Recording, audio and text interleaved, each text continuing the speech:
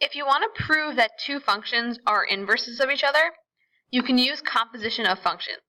So in this box, they explain how you would do this. So f is the regular function, and the f to the negative 1, that's the inverse function.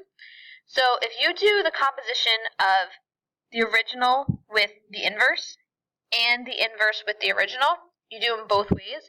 If they both equal x, then the two functions are inverses of each other. Okay? If you do it and you don't get x, then they're not inverses. So if we look at this example, so we have f of x is equal to 3x minus 2, and then we have g of x equals x plus 2 over 3. So we want to see if they're inverses. So we first do f of g of x. Oops. So we're just doing composition. So we're taking the f function, which is the 3x minus 2. So it's 3 blank minus 2. And inside that blank, we're plugging in the g function. So we're plugging in x plus 2 over 3. So when I go to multiply 3 times x plus 2 over 3, I can rewrite this 3 as like over 1 to make it easier. So my 3's are going to cancel out. So what I end up with is just x plus 2 minus 2, which those cancel out as well, the 2 and the minus 2, and I get x. Okay, and you have to get both of them to equal x. If they both equal the same thing, but they equal x plus 5, okay, they're not inverses because it's not equal to x. Okay, it has to be x, only x. So now we have to check the other way around. So now we're going to check g of f of x.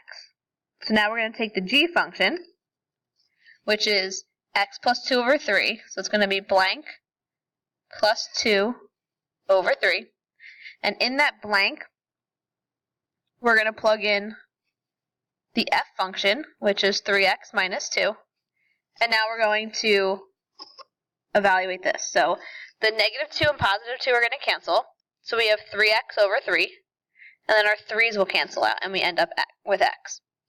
So since f of g of x was x, and g of f of x was x, they both equal x, so yes, they are inverses of each other.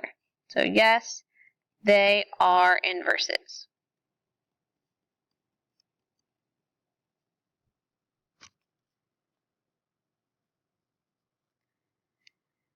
Okay, if we look at this one, same thing we're going to do.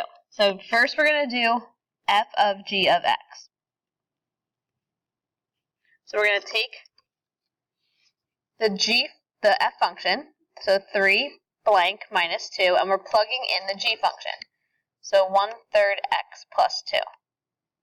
So if I distribute my 3 times 1/3 is x. 3 times 2 is 6, minus 2. I get x plus 4.